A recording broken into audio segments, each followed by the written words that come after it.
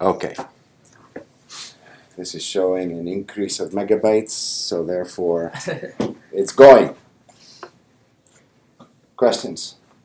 The question I had was, because there are a lot of proofing in every chapters. Yeah, no, I'm not expecting you to be able to replicate the proofs Okay. in exams. I think it's a good idea to look at them, Yes. to get some idea, because often people say, why is this true? Okay. My answer to that is always, it's in the proof, if it's about mathematics, right? Right. Okay. I'm asking that because sometimes when reading the proofs, Yeah? I lost it sometimes. Okay, if you have any specifics, Okay. do you have a specific place where you got stuck? I gave up to, trying to really go through it, so I didn't Okay. really. All right, that's fine. But yeah, again, I will not expect you to give me proofs, but I will expect that you know what's happening. You can give me a theorem, some identities, and certainly problems. Sure. Any other questions? Okay, so now let me then start discussing the exercises. Now, let me try not to do the wrong exercise out of sequence. 11.4 is the first one, correct? Right. Has everybody started on that? Is there any question? You would have to write it down. Does he? Let's see. He doesn't give the formula, right? But you can just write down a formula. The one he implies in his answer for a quadratic is that the utility of wealth is,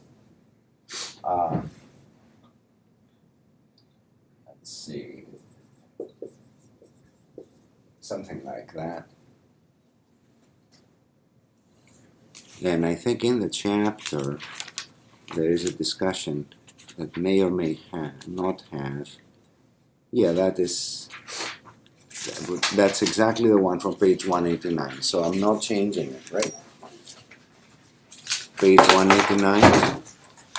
Am I reading it correctly? Somewhere in the middle, where he says mean variance utility. So W minus BW squared. All right? He explains there, and actually this is worth discussing. This is why I assigned the exercise. He explains here that mean variance utility, or when you have a normal distribution, those are the two cases where only the mean and the variance of the random variable, the lottery, matter for the person's utility. All right? So then we need to inquire about the limitations of this. It seems simplistic. After all, it's not only the mean and the variance of a random variable that characterize the random variable. There's many different moments of the distribution, right? There is not only the mean and the variance, there is the third order and the fourth order expectations and so on.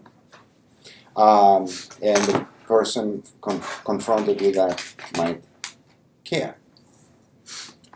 Now, if we adopt the assumption that the utility function of wealth has this form, we're going to have difficulty explaining some of its properties, which is what this exercise is all about. But if you are committed in your model to simplifying and saying mean and variance matter only, and a lot of applied finance papers do that, right? If you want that assumption to, if you want to carry along this assumption, what you need to do is to either assume this or that the random variable is normal. A lot of people assume the normal distribution. But I want to point out that the normal distribution has its own problems. It's very restrictive as an assumption because Yeah, it's the limit of any random variable after enough repetitions, right? The average, the law of large numbers, and so on. But its support is infinite. If your lottery doesn't go to infinity in its potential outcomes, it's a little far-fetched to assume that it follows the normal distribution, right? In particular, it could be that, well, it should be that your wealth will not be negative. So if you put a distribution that's normal on the wealth because of some lottery you took part in, right? You're cutting off a huge part of the distribution. So anyway, so mean variance, the mean variance assumption is very strong, and you want to be wary of using it and wary of authors that use it that you read. So for this one, however, the question actually is very, very simple, right? You want you want the first derivative of this and the second derivative of this. Now, what did we say when we put the Arrow-Pratt measure of absolute risk aversion on the board? The denominator was the marginal utility of wealth, right? And we assumed that was always positive, right? Well, is this going to be true here? Not for every W, all right? For example,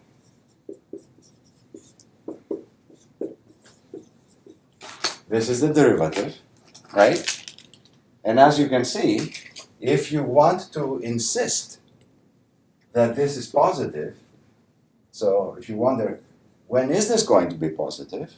Obviously what you need is this, right? Aha, so if you say, all right, I'm looking at an investor, right? There are many investors in the stock market, and I'm going to simplify by assuming this utility function, therefore I can assume they have preferences that only take into consideration mean and variance. You can't be including people who have very high wealth, right?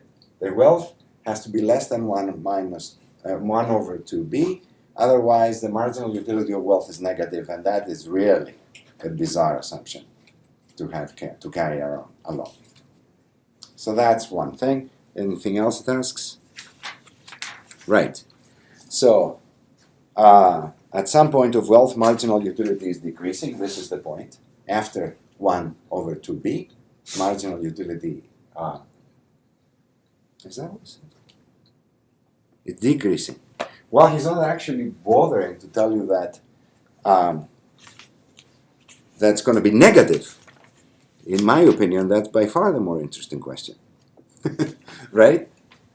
So I mention it even though he doesn't ask. Right?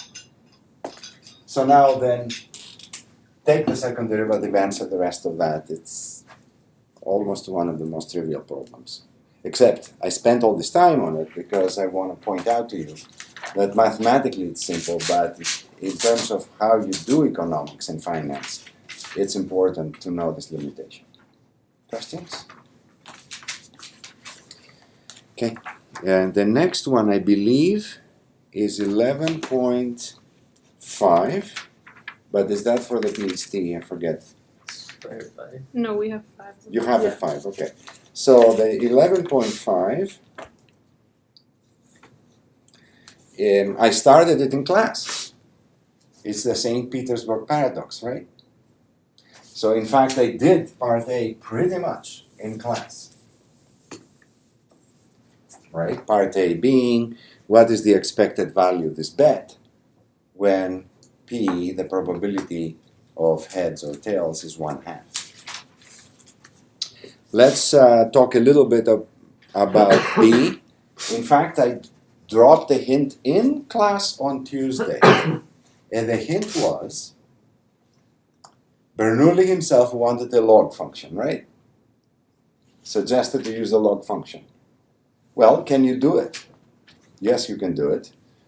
Just give an approximation. You will see that as you put more and more terms of the sum in there, the increment attributable to the next term in the summation is smaller and smaller. So at some point, decide in advance when it drops below 10 points after the decimal point, then stop adding and give me the approximation, if you want. Another way to do it is to use any formula you know about adding infinite sums. I'll be glad either way. There is one point and only one point in part B to really realize that this sum converges to an actually fairly small finite number, whereas in part A, it's infinite. That's the whole point. Okay? Can we have two different what do you call those, like j from 1 to infinity? Yeah. Can I have like two different letters, like to represent the percentage and the 2 to the j's? So that, because I wrote down the second question in the form of a natural log of 2j times the probability to the nth. Mm-hmm. I don't know if that's right, but Well, okay, so let's try to build it step by step, yes? sure. And then we can write it as a sum. And we'll see how we build it. I am myself always leery on all those sums from j to 1 to infinity, and you write a sum, right? So I always do this just to understand what's going on. So first of all, the first term shall be with probability p, right? That we're with p now, not 1/2, correct? Yes. Well, yes. So, what do you get with this probability? You get 2, which is evaluated as log of 2 to the power of 1. I'm going to write the power of 1 here anyway, right? Then, for the next time you're going to get a payoff, the probability that this will happen is 1 minus p to the first power times p to the first power, right? For the first time you have to get the other flip of the coin, and then the one that wins. And then log of 2 to the 2. Correct? Continuing. I'll write one more, and then it will be fairly obvious how to write the sum. 1 minus p to the 2, p to the 1. The p is going to stay there. It's going to be a common factor anyway, right? Log of 2 to the 3 plus blah, blah, blah. All right? So how can I write this? Let's take the p out as a common factor. There's no point in carrying it inside in this summation, right? It never changes exponent or anything. So I have the sum from j1 to infinity, and then it shall be 1 minus p to the what? J minus 1. Right? It was here also, because you can write this as 1 minus p to the 0 power, which is 1. Right? So, and then times the log of 2 to the j. Correct? And also, if you wish, you can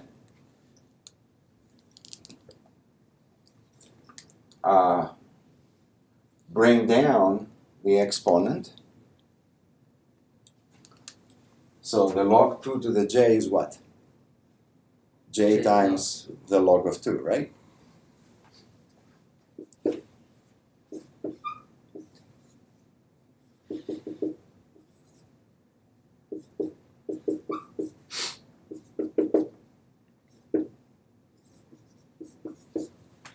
Which immediately shows you can now bring log of 2 outside. Okay? That's already an acceptable answer. And you can't really do much more to simplify this stuff.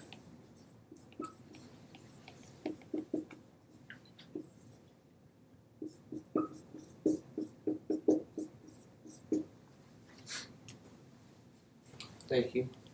So you're done with that, but I really would like you to sit down with a calculator and find the first, I don't know, 10 terms of this and sum them together. Because I want you to see.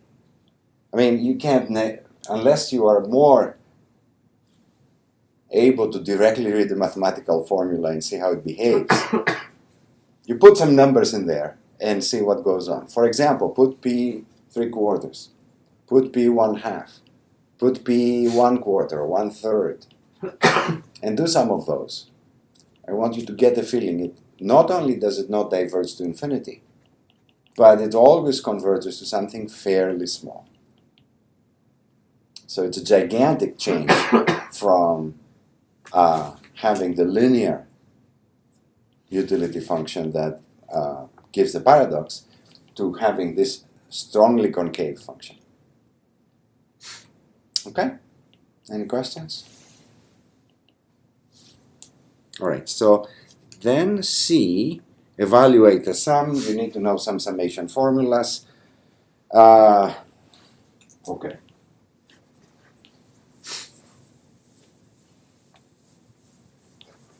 I'm leaving this to you.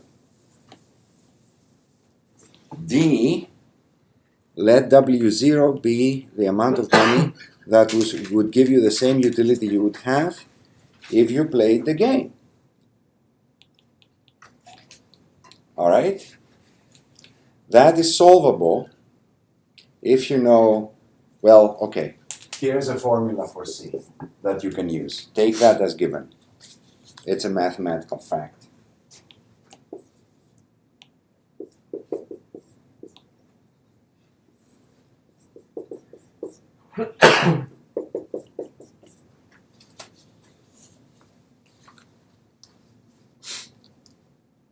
You can prove it if you want. You can look it up in your algebra books or whatever. I don't care. All right? That allows you to do C, and then having C, it's easy to do D. I'm not saying any more about that. The next problem is 6 or 7? 7, right? And that one is for the PhD students, but you might want to attempt it for the bonus points. So I'll give you a little hint or two, and I'm not going to give the whole thing, of course. Give it a try. I point out 11.7 says that the random returns of the two assets, R1 and R2, are independently and identically distributed. IID, as all econometricians say. Independently means when you want to find the probability of one of them becoming a specific number and the other becoming another specific number, you multiply, right? So for a particular realization of little r1, little r2, and our convention with random variables always is, at least, and variance sticks to it, basically, that when you talk about a specific possible realization of the random variable, you put it in lowercase. It's like the randomness has happened, has been resolved, and you got this number. Right? Now, then the probability that it's resolved in this way is denoted like that. Okay? Because of independence, the independence assumption, it breaks down to this product. Okay? So because of the independence, you have this. The other interesting thing that happens here is that he says identically distributed. Okay? So from identically distributed,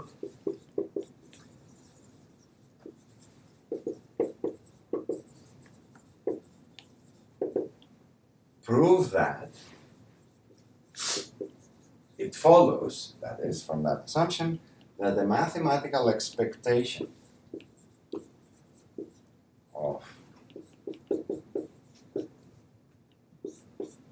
this equals the mathematical expectation of that.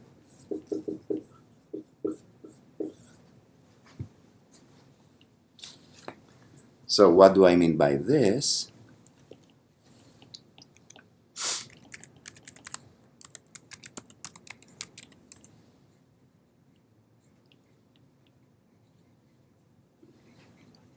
I mean, if, oops, that's a plus.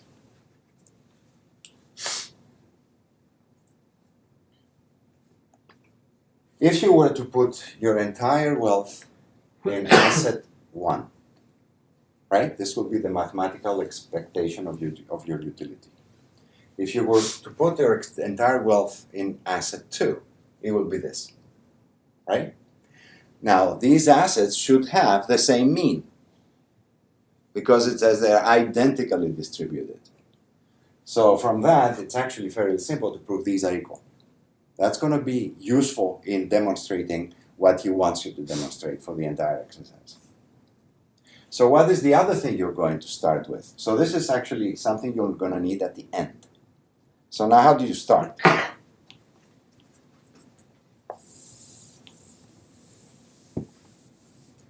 Well, let's see what he asks about. He says, assume blah, blah, blah, blah. Show that an expected utility maximizer will divide wealth between both assets, provided she's risk averse. And then the other way around, invest all her wealth in one of the assets only if she's risk loving. Okay? Basically, here's the picture that springs up in my mind. That's not part of the proof, but it will illustrate, I think, what we're trying to do here. So let's see, we have the wealth. Here's wealth, the initial wealth. All right, and over here, I will write the expected utility, right? Now,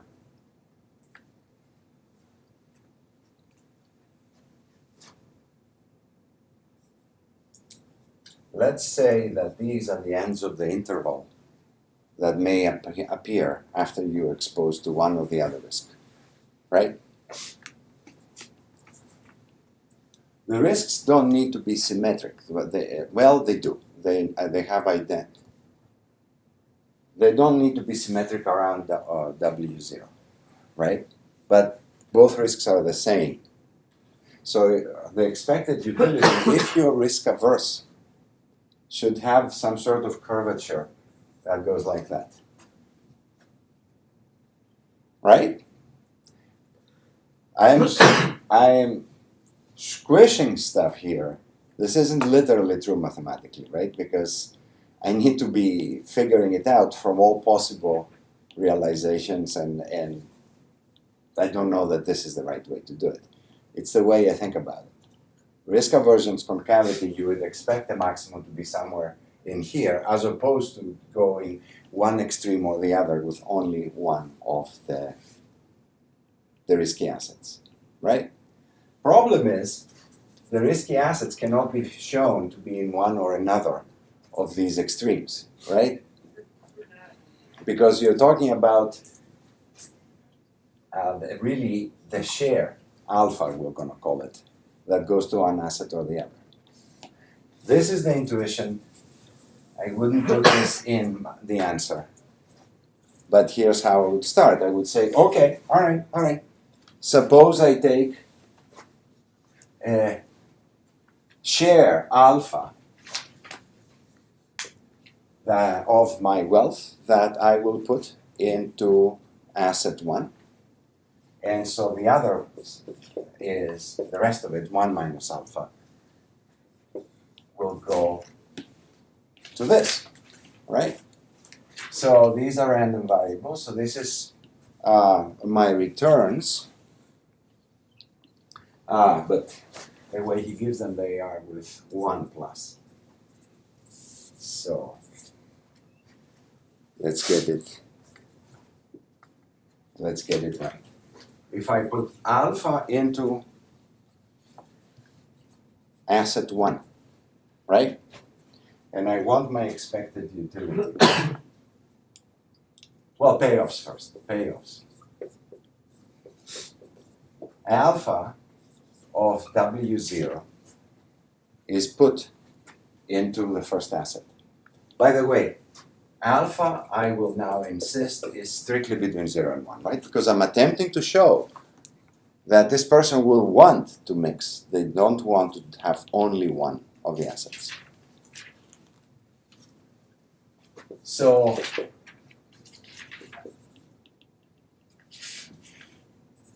the random variable of my wealth will look like this.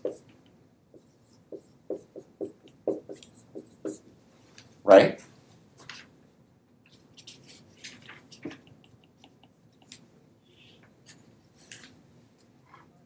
Make sense?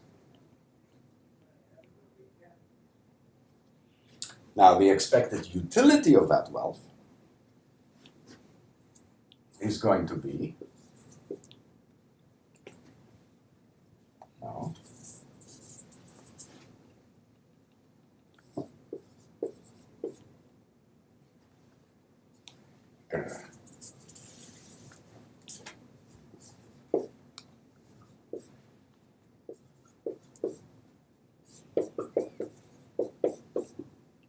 these parentheses are not necessary.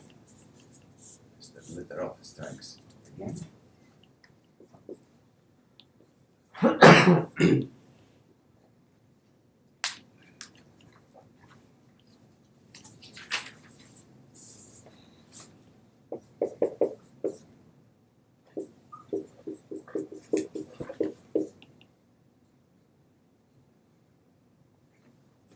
To match the parentheses exactly right.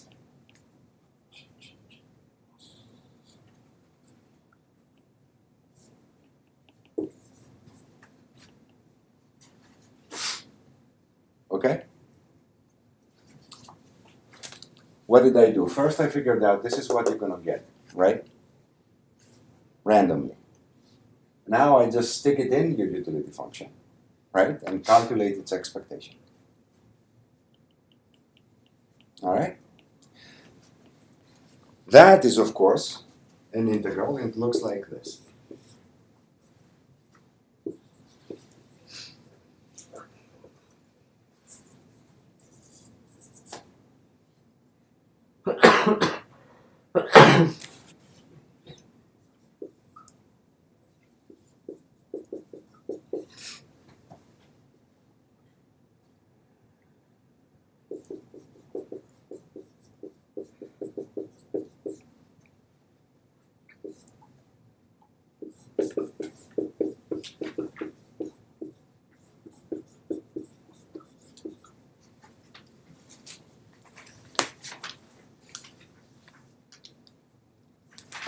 You check your textbook about a random variable that's two-dimensional. Well, yeah, right, that is the expectation. Okay so far? All right, that one more hint and I stop. Observe this term here.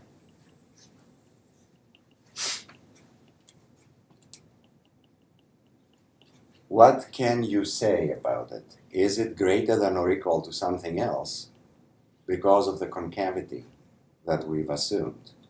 Strict concavity of the utility function. In other words, I want you to apply the definition of concavity to this very term here. You'll get an inequality, and from there proceed on your own. Clear? Any questions? Okay. What's the next one then? 11.8, correct? Again, a PhD problem. I'll give you some hints on that as well in case you want to do it. And for those who will see the recording, which apparently is still going on. Yay. I was traumatized last week. All right, 11.8.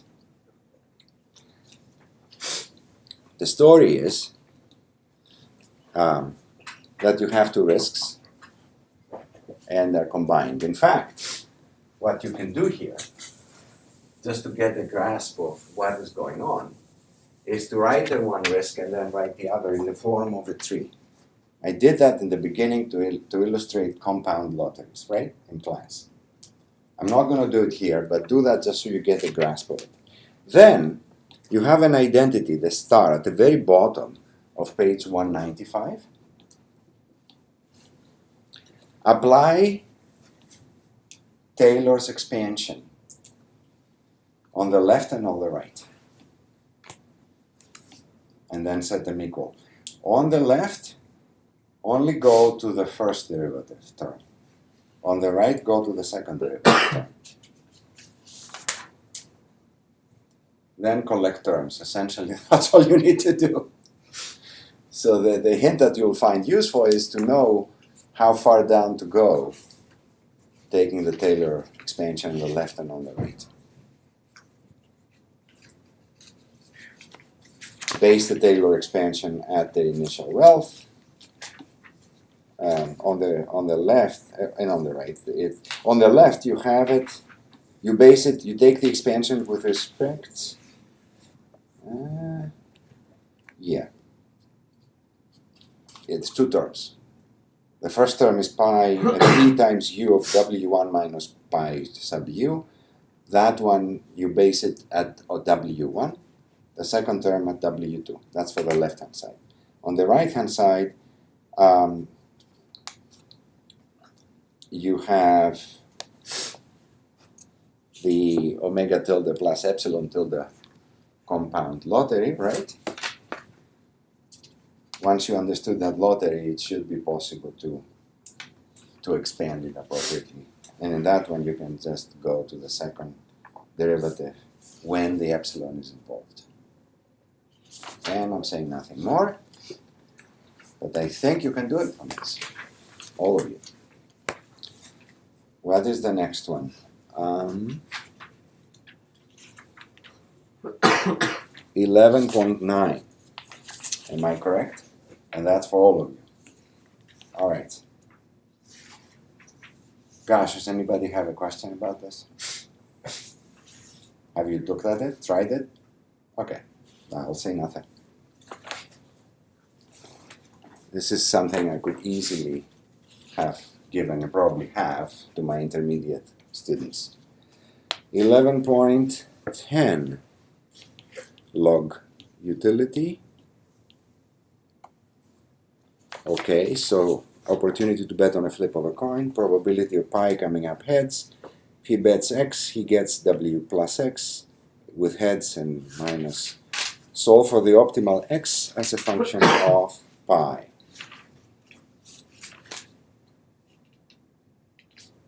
Just straightforward maximization, right? Write the expected utility. X is your argument. Write the first order condition. Do we know this person is risk averse? Maybe make an assumption about that, because you will need to check the second order conditions as well, right? His answer key actually doesn't do that. But hey, you can't be in my class and ignore the second order condition, ever. You always check the second order condition. And that immediately brings in risk aversion, right? When is a first order condition, first derivative equal to 0, sufficient for a global maximum? When the objective function is strictly concave, right? Unique global maximum. Concave, risk aversion, make your assumption, get it to work.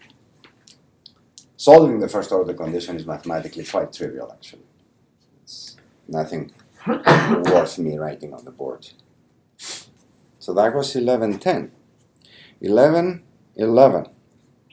U of W equals minus 1 over W. Aha. Is anybody puzzled that the utility has negative values? Should we care? Does it have negative? Minus 1 over W, right? For 11? Am I reading the wrong thing? U of W equals minus 1 over W.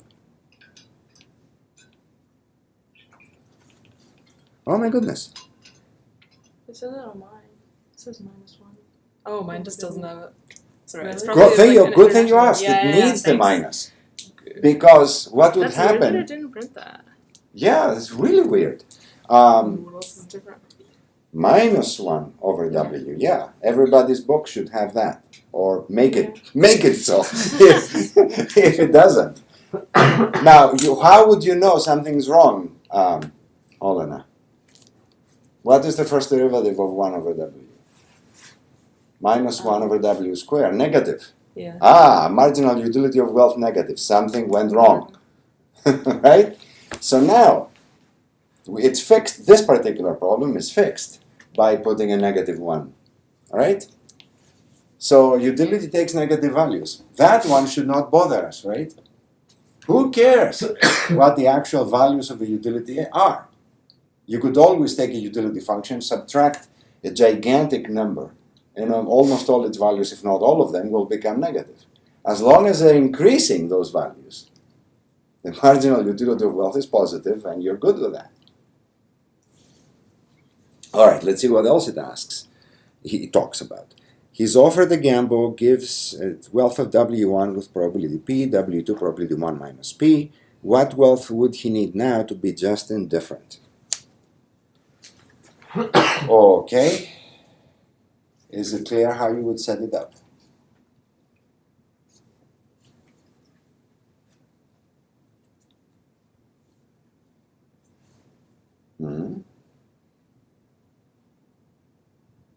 Well, with probability P, you're going to have a wealth of W1. What's going to be your utility? Minus 1 divided by W1, according to this formula. So your expected utility is, from accepting,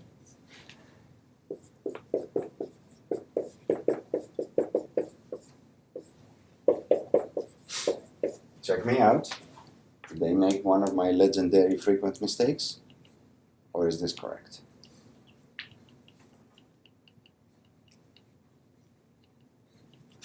Yeah? All right. So that is when you accept it. If you don't accept it, it says what other wealth, right, W, will make you just indifferent. Right? So if I gave you W for sure, what would be your expected utility? That. And the question is, what is W? Almost, but not quite an elementary school algebra problem, right? Solve for W. Set is equal, of course, right? The whole point is to understand that this is the equation, given how you understand expected utility. Questions? I actually had a question from the reading. Yeah. So I was just wondering, so if you have a consumer who's risk averse, and Yes. then it says they have a convex acceptance set, what Yeah. does that look like graphically? Okay, so you mean the story in figure 11.2 is not self-explanatory. Because that is the figure. Oh, okay. That is the figure. The So it just shaded looks like area that. is the acceptance set. So Okay. let's see how it's built a little bit. I think the story begins in the previous page, and I'm acutely aware that in the interest of time I skipped over that. Yeah, absolutely. So let's see. Look at the paragraph. Okay. You see in the page 178 near the bottom, 1, 2, 3, 4, 5, 6, 7, 8, 9 lines above the bottom. Suppose that the consumer's behavior can be described by. Mhm. So this is where he starts building it up, right? Yeah. Oh no, actually the previous paragraph defines the acceptance set to be the set of all gambles the consumer would accept at an initial wealth level, W. All right? So you're going to have one change to the wealth that he calls X1. That's the first thing that happens, right? Mhm. And the other is X2. And you say, all right, okay, the expected utility looks like that, right? And then what is the slope of the acceptance set? I mean, the identity 4 lines above 11.4 should be for self-explanatory, right? Yeah. The acceptance set is what makes you just indifferent. Actually, it's similar to what we just did. Just indifferent to a certain wealth. Okay. Right? Mhm. So then the x2 of x1 is what we typically do to understand an indifference curve and how to draw it, right? Implicit function. So once you have that, it'll get 11.4. Does that make sense? Yes. Okay, then the slope x2, the implicit function, is 1 minus probability of the x1 divided probability of the x2, right? Mhm. So this is kind of interesting. It's some sort of indifference curve, Yeah. and an upper contour set is the gray area Mhm. A of W, Yes. right? And you even know now its slope at exactly 0, around the point where you're beginning to be exposed to the risk, Okay. right? And it's also a hint at another way of looking at expected utility, which we didn't really cover much, which is instead of putting money on the horizontal axis and then going for the utility of wealth, this one is the state approach. Okay. You have 2 states of the world. You have the one called x1 here. Well, 1 and 2. One results in an increment x1 to your wealth. The other results in an increment of x2 to your wealth, right? Mhm. So if you put those on the axis, then where are you? What are the things that you prefer and so on? Oh, okay. So that's what's happening here. Okay. And that's a good question. I see. Okay. Thank Clear enough? Mhm. Okay. So that's good. That's why I keep saying ask any questions, because I'm sure several students will benefit from this anyway. Other questions? I have questions from the test, but I can wait until The test? the practice. The practice Sure. questions. I don't Okay. have it with me, but Okay. ask away. I know some of us were working on it yesterday, and so question 1, there's like parts like D, E, and F or something where the prices start to change. We would Is just, that with the person moving down? it's with the April Cobb Douglas one. Yeah. The Mhm. person And moving then- down yes, and facing a bigger price of housing. Right. Okay, yeah. Like where it says like with new price vectors like P prime and stuff like that. We were just a little confused on how to start that part, I guess. Okay. Let me say this. Compensating variation, equivalent variation. Which one of those uses the old vector of prices? Which one uses the new vector of prices? Right? Mhm. You have all this information. Right. You can calculate with Cobb-Douglas. I mean, you already have done in other homeworks. Right. Calculate the indirect utility function and so on. Okay. So this is just a hands-on drill. Okay. On this. Thank you. And as you work on it, let's say you work over the weekend and you find some algebraic stumbling block or whatever, then shoot me a question. Okay. I'm fine with that. But that's the basic answer to that. Okay. This is intended as exactly that sort of exercise. Okay.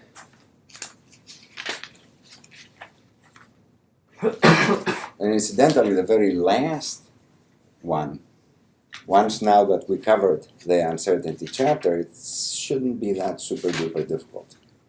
You have a specific explicit utility function, Mhm. and you can just play with it. Anything else?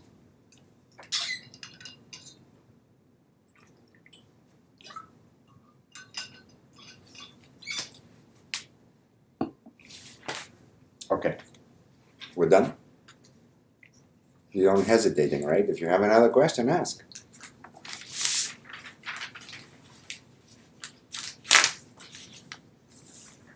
Alright. I shall stop this.